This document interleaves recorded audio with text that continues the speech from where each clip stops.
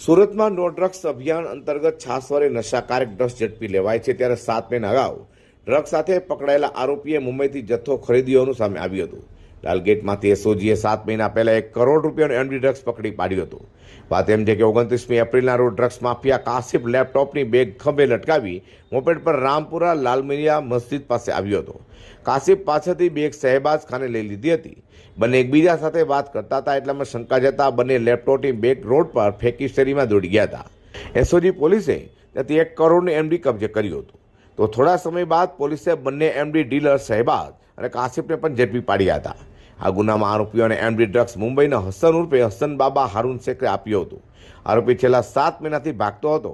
આખરે સુરત ક્રાઇમ બ્રાન્ચની ટીમે બાતમીના આધારે સુરતમાં 1 કરોડનું એમડી ડ્રગ્સ સપ્લાય કરનારા મુંબઈના હસન ઉર્ફે હસન બાબા હારૂન શેખને મુંબઈ કોપરખેર પોલીસ સ્ટેશન વિસ્તારમાંથી ઝડપી પાડી તો સુરત લાવી તેનો કબજો લાલગેટ પોલીસને સોંપવાની તજવીજ હાથ ધરી છે।